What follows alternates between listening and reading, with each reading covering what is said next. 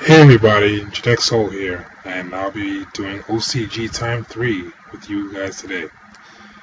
Today I want to look at these 6 cards that I have seen from the OCG that we might be getting soon.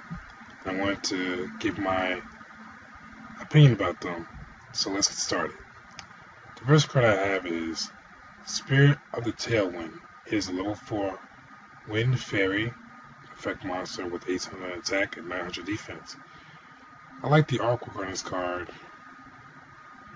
It's pretty cool. Not a female oriented card. And the effect is this. If this card is normal summon, you can add one flip monster from your deck to your hand. Now, decks that use one deck in particular that's no longer being played right now is Shadal's. This is a perfect search for the deck, in my opinion. Another deck I would advise is being played in is Worms, and also Worms, Insects, and also Prediction Princess. So Shadal's, Worms, Prediction Princess, and Insects are 4 decks that you can utilize this card for. Hell, if you want to be extra creative, you might want to make a more Shadal deck. But that's just an idea. Next card we have up here is Gandora X, the Dragon of Destruction. Now I remember the original Gandora, and just like its counterpart, is a Dark Dragon type monster level 8 with the same stats as the original. Its effect is this. When this card is normal summon or special summon from the hand, you can destroy as many monsters on the field as possible other than this card. And if you do, inflict damage to your opponent equal to the highest attack among those destroyed monsters. Your choice if it's tied. And if you do that, this card attack becomes equal to the damage inflicted to your opponent. Once per turn during your end phase, half your opponent's life points. Now, if you do happen to summon this in some way, shape, or form, you can basically, it's a standalone monster like the Red Dragon Archfiend type monsters. It also inflicts damage, and you can still attack with a pretty decent amount of attack.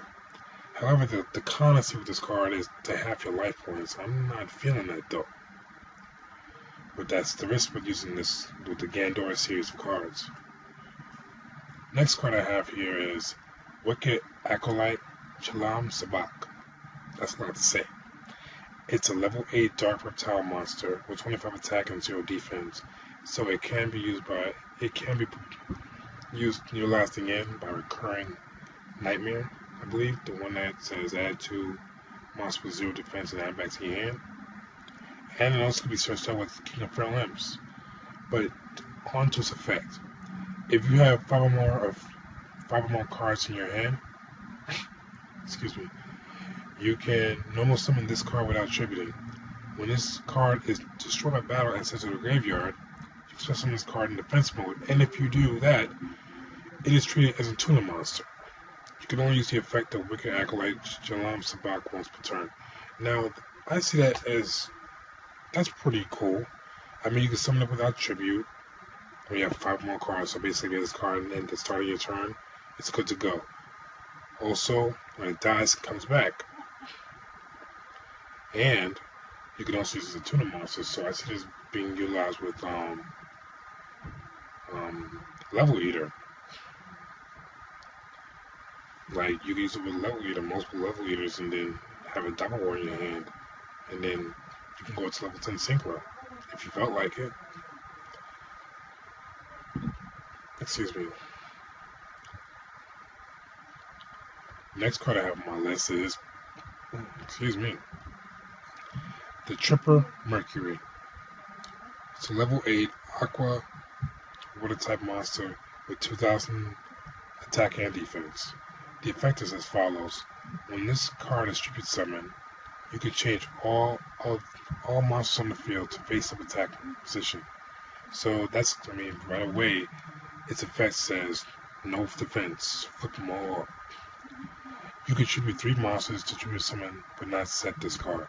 So it gives you the option to tribute not just 2, but 3. And not many times do you want to do that. But I'm guessing it might have a cool effect if you do that. If summoned this way, while this card is face up on the field, all monsters your opponent controls lose attack equal to their own original attack. So basically, whatever the attack is, they're going down to 0. This card can make a second attack during each battle phase, so it can attack twice. So basically, the maximum damage you could do in a turn with this, if there's more than one monster, is 4,000. Granted, if your opponent is not using the back row, obviously. The next card on my list, the second to last card, is Gaga Head. It's a level 6 dark spellcasting type monster with 21 attack and 2,000 defense. If your opponent controls a monster, you control no monsters, you can normal summon this card without tribute. But its level becomes 4.